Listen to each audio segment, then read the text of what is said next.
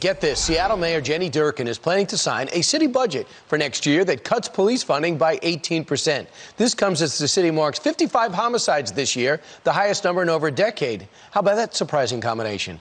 And local businesses are still plagued by vandalism, the few that are open. So what impact will this budget cut have on the city and law enforcement? Let's pretend to be curious and go to Jason Rantz. Jason, this is like seeing a raging fire and pouring gasoline on it. How could they possibly rationalize cutting the police budget?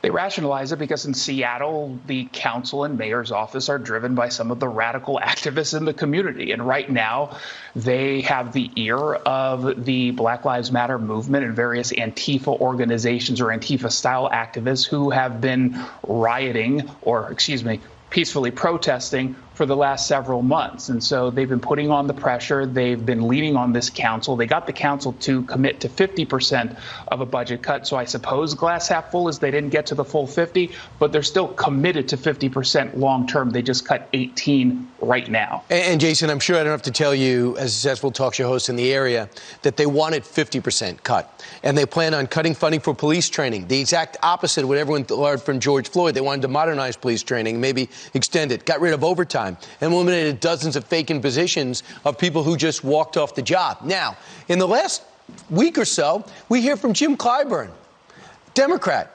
Defunding the police is one of the stupidest things they could possibly have said. Barack Obama yesterday, defunding the police, terrible idea. I paraphrase both, but the sentiment is clear. How can they continue to rationalize this?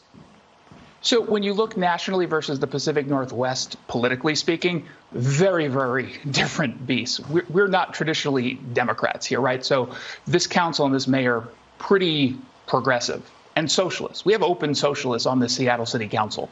So they're not necessarily thinking about it from a Democratic perspective, nor do they care about the Republican perspective. They care only about placating the activist community because the activists are the ones who end up keeping them in power.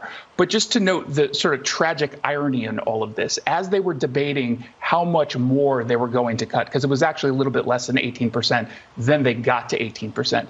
As they were debating it, 2 people were stabbed in Seattle, just mere blocks away from City Hall. 1 person was stabbed to death. Another person was stabbed at random just walking in downtown Seattle. That person, thankfully, is going to be okay, but it really does shine a spotlight on what happens when you defund the police.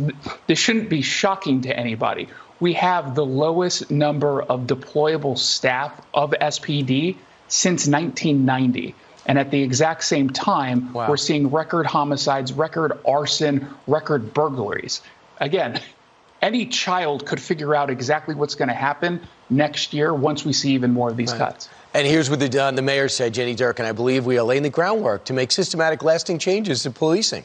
We have rightly put forward a plan that seeks to ensure the Seattle Police Department has enough officers to meet 911 response and investigative needs throughout the city while acknowledging and addressing the disproportionate impact policing has had on communities of color, particularly black communities. Good luck as those 2 people bleed out and homicides continue to rise. We don't know if they're Democrats or Republicans, but I always thought safety didn't have any party or wasn't partisanship. Jason, thanks so much. Thank you so much, Brian.